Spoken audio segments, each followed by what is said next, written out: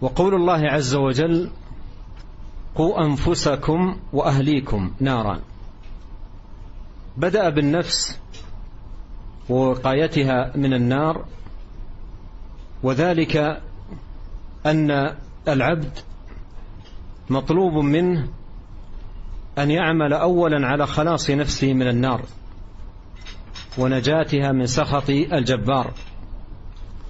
قوا أنفسكم أي من النار بفعل الطاعة ومجانبة المعصية والبعد عنها.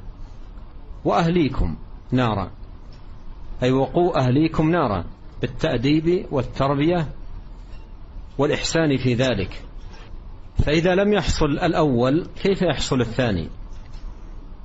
إذا لم يحصل الأول الذي هو وقاية الإنسان نفسه من النار، إذا كان الأب مفرطا مضيعا، إذا كان الأب متهاونا بالصلاة مثلا، متهاونا في طاعة الله، مرتكبا للمنكرات والمحرمات، كيف يحصل منه تربية أولاده على الطاعة وهو مضيع لها، وإبعادهم عن المعصية وهو مرتكب لها؟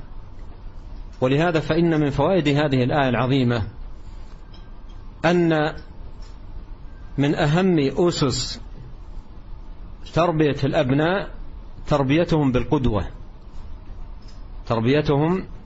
بالقدوة، بحيث يكون والدهم فيما يدعوهم إليه سباقا، فيما يدعوهم إليه من الخير سباقا، وفيما ينهاهم عنه من الشر متباعدا ومجانبا لذلك، فيربي أولاده بالقدوة.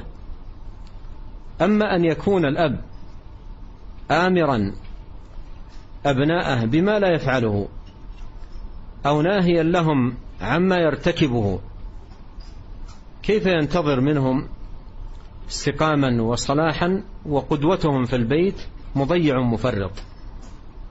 ولهذا يجب على الأب أن يجاهد نفسه على القيام بطاعة الله والمحافظة على أوامر الله سبحانه وتعالى والبعد عن كل ما يسخطه جل في علاه،